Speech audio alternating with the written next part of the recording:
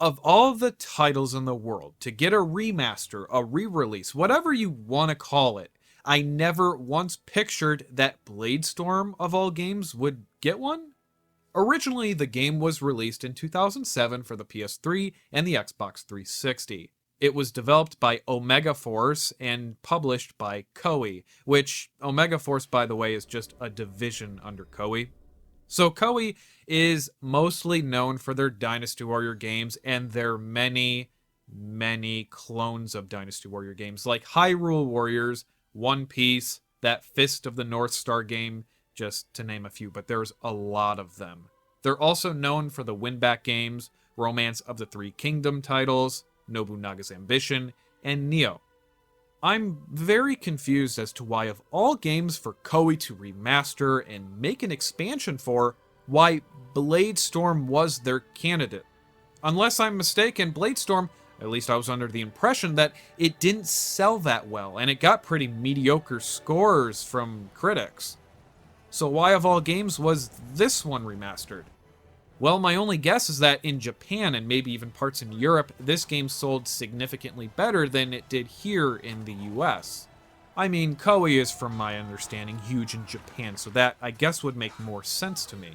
Anyway, this remaster, called Bladestorm Nightmare, was released back in 2015 for multiple systems. The PS3, weirdly enough, PS4, Xbox One, and PC. Now, it's called Nightmare because it includes a separate standalone expansion to the game that introduces more fantasy elements like dragons, goblins, skeletons, and various other creatures. Okay, so the plot of the main storyline involves you as a mercenary taking part in battles during the 100 Years' War. Some of the battles are more in the historical setting, while others are just plain fiction. You do end up fighting alongside or against famous historical figures like Joan of Arc, Philip III, Edward the Black Knight, and plenty of others.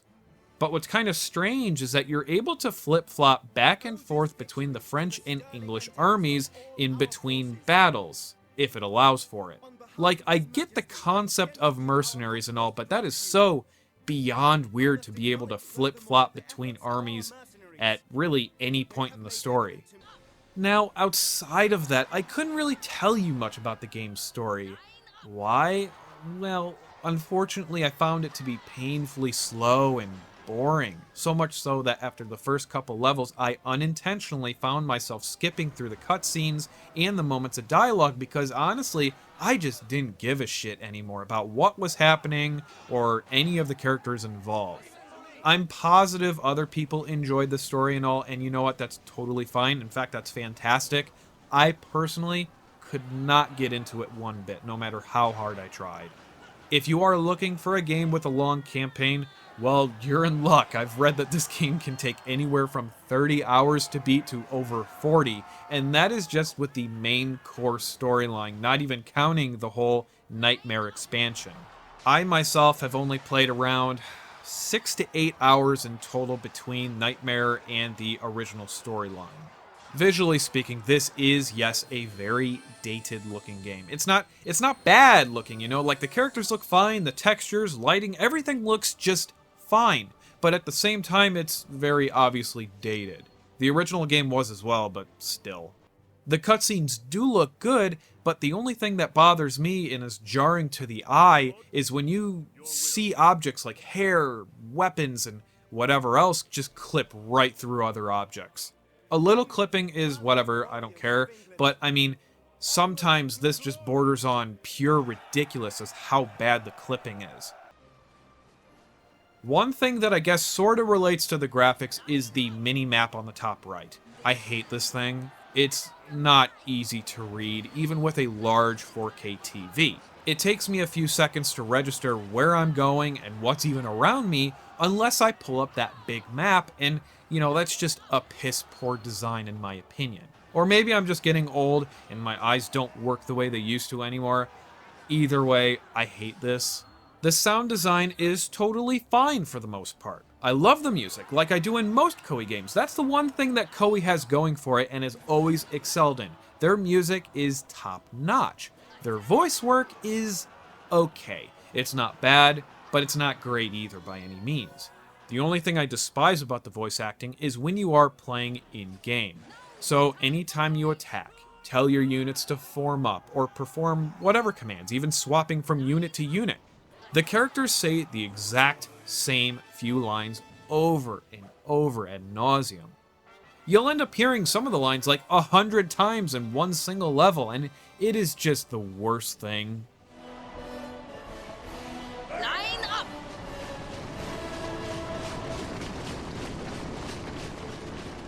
Spread out and fight!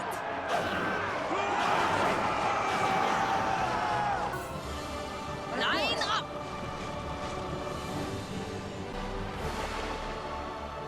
Line up! Line up!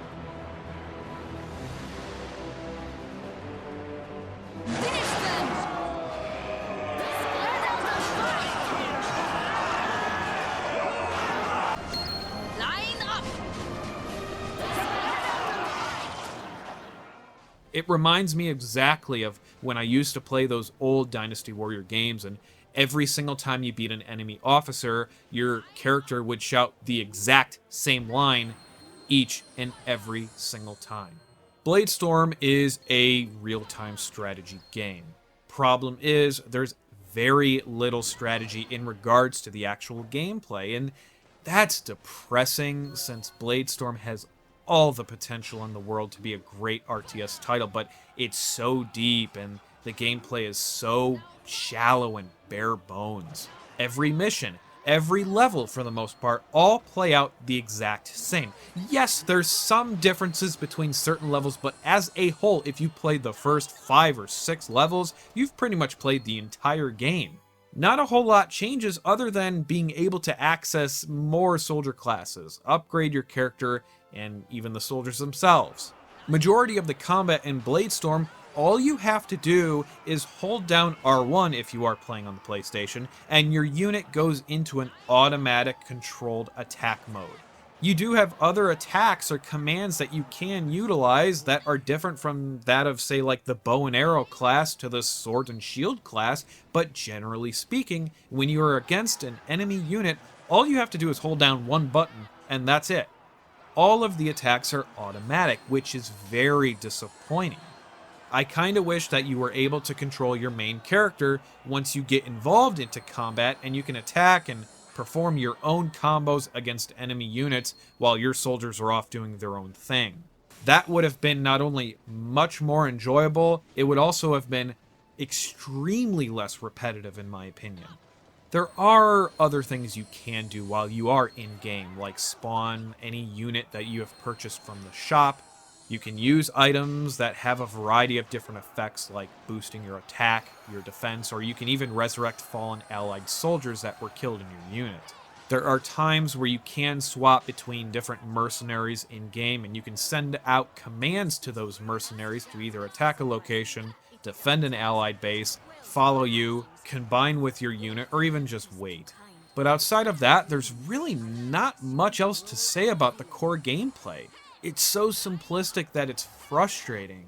They don't make any attempts in reinventing the wheel of an RTS game. It's so bare bones, it's so shallow, that it makes for honestly a very boring experience. Yeah, fine, you can upgrade your classes, your equipment, skills, and all that, but it doesn't change how the game plays. Like I said, it's almost the exact same across every single level. And really, it doesn't help that the AI is quite possibly the worst AI in any RTS game I have ever personally played. It's honestly almost to the point of being bizarre, because the AI will not make any attempts to flank you. They will not attempt to lure you into fighting larger groups of enemies, or even lure you into like a volley of arrows, for example. They did not implement any strategy, or even a slight bit of smarts in how the AI work in this game whatsoever. The AI always end up attacking whatever unit comes close to them. It doesn't matter if they are weak against your unit or strong against them. They are programmed to do one of two things: attack or defend. That is it. I had hoped that maybe with raising the difficulty that it would change the way that the AI were programmed, But no, all it does is make the enemy stronger, and you have to be more careful in what unit you use to engage the enemy, because if your unit is weak against whatever that enemy unit is, then you run the risk of dying much quicker. But outside of stronger enemies, the gameplay is exactly the same. I really want to like this game, and part of me still does for whatever bizarre reason. I think more because the idea to me is really cool, but the execution is the definition of mediocrity. It is so bland and uninspired, and I know that there's the whole saying of, less is more, and for the most part, I would agree with that statement, but not if it's to the point of being lackluster, and that is exactly what the gameplay is in Bladestorm. It lacks in every single department, and that frustrates me to no end, because again, this game has a ridiculous amount of potential. And it seems to me like it was all squandered by laziness on Koei's part. Now, okay, if I had not played other RTS games before, games like Kingdom Under Fire, Company of Heroes, Total War, maybe even those Kessen games on the PS2, which were also made by Koei, by the way, maybe I would have enjoyed Bladestorm more, mostly because I wouldn't have known any better.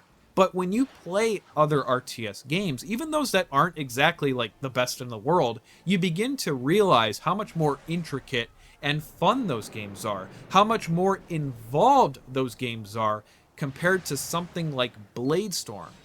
Maybe Bladestorm would be a good starter RTS game for someone who has maybe never played a game like this before, but at the same time, I would be concerned that it would turn off those new people to the genre of RTS games simply because they might get bored of it. If you do want to play a game similar to this, I would highly suggest looking into those Kingdom Under Fire games on the original Xbox and not the one on the 360. That game is just god-awful. The original two Kingdom Under Fire games are my favorite RTS games of all time, and not only is there legit strategy involved, but it is not boring or slow-paced whatsoever. It blows Bladestorm out of the water in every single category except for maybe the music. Even then, I would highly suggest playing Kingdom Under Fire over something like Bladestorm. So now let's briefly talk about this Nightmare mode. This is more of the exact same thing as the original game, with the only exception being that there are fantasy elements thrown in, like I said, the goblins, the elves, orcs, skeletons, and so on. The story, much like with the original game, it doesn't do anything for me. The acting, the dialogue, it's all hit and miss, and some of the dialogue segments go on for far too long for no real reason. The whole setting from the original game, where you're at the bar, is completely removed and replaced by just a basic menu structure. The gameplay is exactly the same, with very minor differences that are honestly not worth talking about because they are so insignificant. That's really all I have to say about it. Basically, if you like the original Bladestorm, you're getting more of the exact same with Nightmare with different unit classes. So there's that, I guess. Would I ever suggest Bladestorm? See, I don't know. That's where I struggle with this. I mean, there's a market for this type of game, but when you consider all of the other great or even just good RTS games out there, I'm not exactly sure why you would pick Bladestorm over any of those games unless you wanted more of a laid-back experience where you don't really have to do a whole lot of thinking. For those of you who really enjoy strategy and really enjoy RTS games, I don't think many of you will like this. While I don't think Bladestorm is necessarily a bad game, I can't exactly say it's a good or even enjoyable one to play. It hovers right on the line of mediocre or boring, and that's almost worse to me than if a game is god-awful like a Rogue Warrior or a Raven Squad. I don't really know with this one. I really want to like it. I tried my best because it hits all the right bells for me and what I would want out of an RTS game, but the execution was just nowhere near the mark, at least for me. So that's going to wrap up this review, everyone. Thank you so much for watching. As always, take care, and I will see you next time.